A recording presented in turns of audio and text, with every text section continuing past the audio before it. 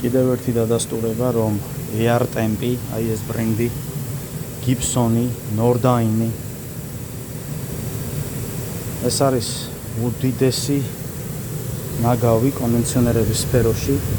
ეხლა გაჩვენებთ კიდევ ერთ ისეთ უაზრობას, რომელსაც ვერსად ვერ შეიძლება არც ერთ სისტემაში სადმე ნახოთ.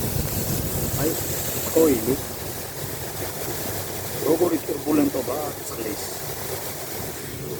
უბრალოდ აი დავაკვირდეთ, როგორი турბულენტობა არის წყლის. მორევი, ჩვეულებრივი მორევი.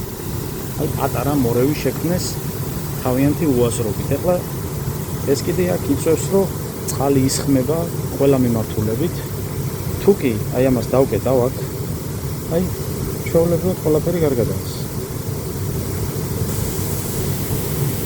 ეხლა ადამიანი იტყვის, რომ კი, მაგრამ ესო რა პრობლემაა, ხო?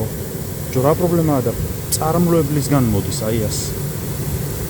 რომ დასაწრებთან, წყლის დასაწრებთან, აი ასეთი турბულენტობა ხდება, რა თქმა უნდა კონდენსატი იმატებს დროთა განმავლობაში. ეხლა აქ მე წყალი ჩავასხი კიდე დამატებით ტესტის კურსს. აი არ გადის, აქ турბულენტობა აქვს.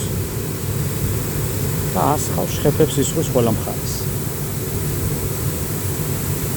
ასეთ უაზრობას თუ შეიძლება რომ სადმე ვინმე წააწყდეს, არ ვიცი. და ეს რითი უნდა ამოვკეტო აქ, უბრალოდ ჰაერი გამორბის. რაღაც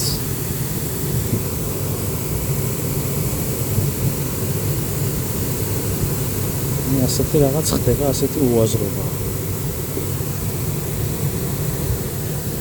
ასე რომ გირჩევთ, რომ არასდროს AR Tempi, Gibson-ი, Armstrong-ი, ეს კიდე Lennox-ის მეორე უბედურებაა, რომ არასდროს აი ამათ არ მიეკაროთ საერთოდ სიახლოვეს, იმიტომ რომ ასეთი უაზრო პრობლემები არ გამოილევა. ეს ახლა ერთი მაგალითია. იმდენი უაზრო მაგალითები გვაქვს კიდე, რა ვიცი. უბრალოდ ამას პირველად წავაწყდი ახლა მე ასე ლაივში, რომ ამას ვხედავდე. ეს სხვა ამ უაზრობას. სულ ეგ